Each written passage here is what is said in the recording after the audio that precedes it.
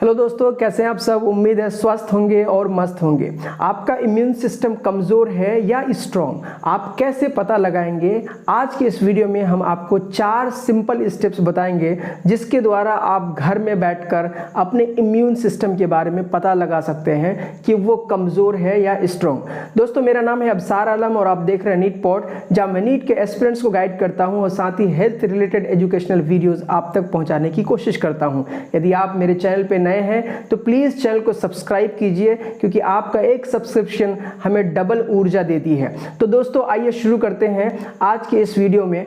दोस्तों, आपको पता है कि आपका इम्यून सिस्टम यानी प्रतिरक्षा तंत्र जो किसी भी बीमारी, वायरस या बैक्टीरिया के खिलाफ आपको सुरक्षित रखता है, वो बहुत ही इंपॉर्टेंट है।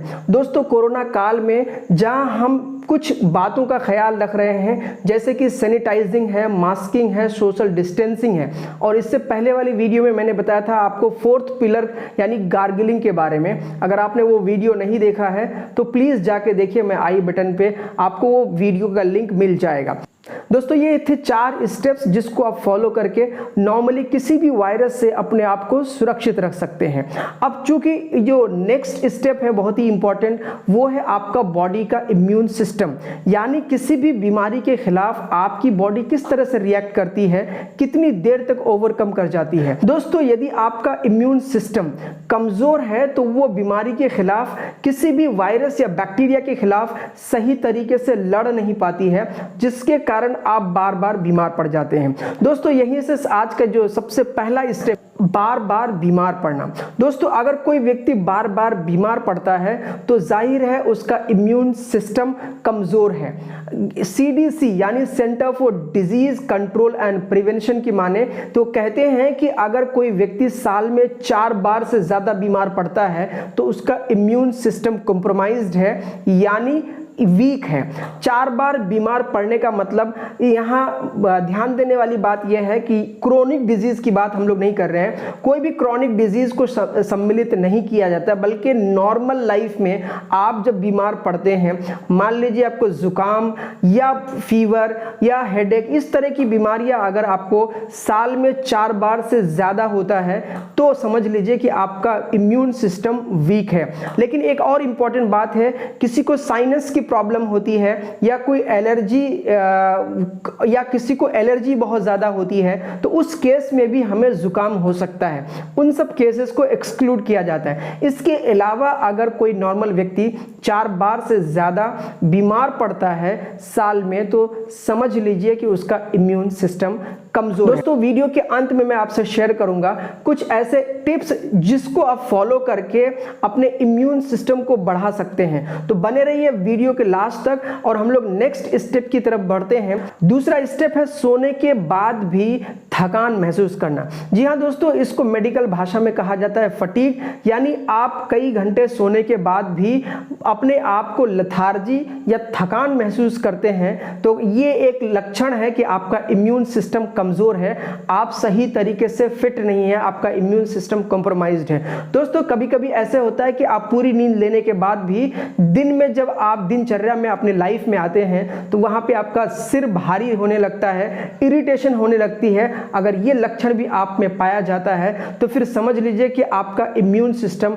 कॉम्प्रोमाइज्ड है, यानी आपका इम्यून सिस्टम उस तरह से फिट नहीं है जितना होना चाहिए। अब बढ़ते हैं तीसरे स्टेप की तरफ, जो कि बहुत ही इंपॉर्टेंट है, और तीसरा है पेट की समस्याओं का। यानी कोई भी ऐसा व्यक्ति जिसका पेट लगातार खराब रहता है, बार बार लूज मोशन की शिकायत होती है या कब्ज की शिकायत होती है, वो लोग भी डाइजेस्टिव सिस्टम की प्रॉब्लम से जूझते हैं, तो ऐसे लोगों का भी इम्यून सिस्टम कमजोर माना जाता है, यानी इम्यून सिस्टम जो है कॉम्प्रोमाइज होता है। यहाँ पे एक ध्यान देने वाली बात यह है कि आपका जो इम्यून सिस्टम है वो 70% सिर्फ और सिर्फ डाइजेस्टिव ट्रैक या डाइजेस्टिव सिस्टम पे लाई करता है। यानी आपका पूरा का पूरा इम्यून सिस्टम को अगर हम 100% में डिवाइड करें तो उसमें 70% जो भाग होता है वो डाइजेस्टिव ट्रैक या डाइजेस्टिव सिस्टम का होता है। अब आपको पता है कि जो डाइजेस्टिव ट्रैक है उसमें सबसे बड़ा रोल माइक्रोफ्लोरा का होता है। यानी गट माइक्रोफ्लोरा उन माइक्रोब्स को कहते हैं जो आपके आहार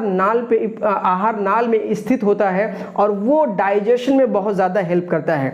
यदि इन बैक्टीरिया, इन माइक्रोब्स में कमी आ जाती है, इनकी संख्या में कमी आती है, तो उस केस में भी आपका डाइजेशन प्रॉब्लम हो जाता है और बार बार आपके खाने के बाद पेट में जलन होना, एसिडिटी होना और प्रॉपर तरीके से डाइजेस्ट ना होना भी एक बहुत बड़ा प्रॉब्लम है। जो तीसरा स्टेप था वो है पेट की समस्या, और जो लास्ट स्टेप है वो है मुंह में छाले का निकलना। जी हाँ, मुंह में छाला निकलना वैसे तो बहुत ही कॉमन है और ये ज्यादातर टाइम में जूठा खाने की वजह से होता है। यानी कोई अगर इन्फेक्टेड ऑलरेडी है उसके साथ खाना पीना खाने से या उसके जूठे को खाने से ये ज्यादातर टाइम में ऐसा होता है। लेकिन ये अगर आपको बार बार ऐसा हो, मुंह में छाले बार बार आए, तो ये भी एक तरीके से इम्यून सिस्टम के कमजोर होने की अलामत है। दोस्तों ये थे 4 स्टेप जिसको हमने आपके सामने रखा।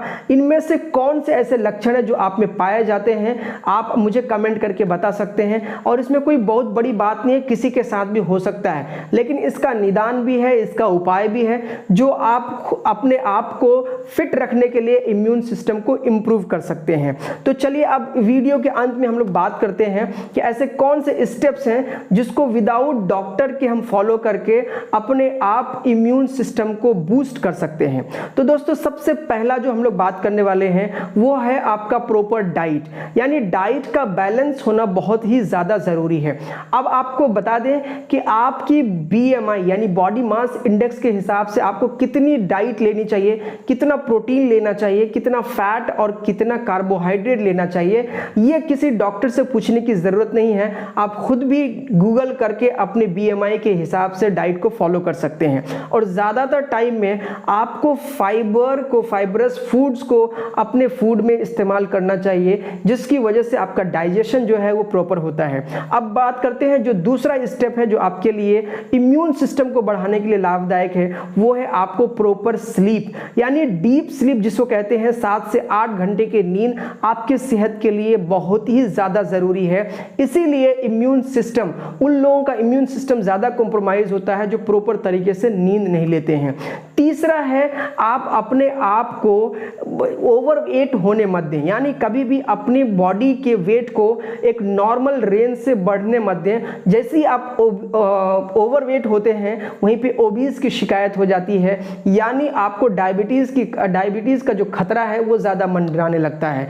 अब बढ़ते हैं दूसरे स्टेप की तरफ और वो है एक्सरसाइज। यानी रेगुलर तरीके से अगर आप एक्सरसाइज करते हैं, व्यायाम करते हैं, तो उस केस में भी आपका इम्यून सिस्टम बहुत ही ज्यादा स्ट्रांग होता है। दोस्तों ये थे कुछ टिप्स जिसको आप फॉलो करके अपने इम्यून सिस्टम में वृद्धि ला सकते हैं, इम्यून सिस्टम को बूस्ट कर सकते हैं। इसमें कोई भी फीस देने की जरूरत नहीं, किसी भी डॉक्टर के पास जाने की जरूरत नहीं है। हालांकि अगर आपको कुछ कॉम्प्लिकेशंस हैं या इम्यून सिस्टम से रिलेटेड प्रॉब्लम है तो आप डॉक्टर से सलाह लें और अच्छे तरीके से गाइडेंस में, प्रॉपर प्रिस्क्रिप्शन में आप अपने आप को ट्रीट करवा सकते हैं। दोस्तों उम्मीद है ये वीडियो आपको पसंद आई होगी। अगर ये वीडियो आपको इंफॉर्मेटिव लगी हो तो प्लीज दूसरों तक जरूर पहुंचाइएगा। मिलते हैं अगले वीडियो में। जय हिंद।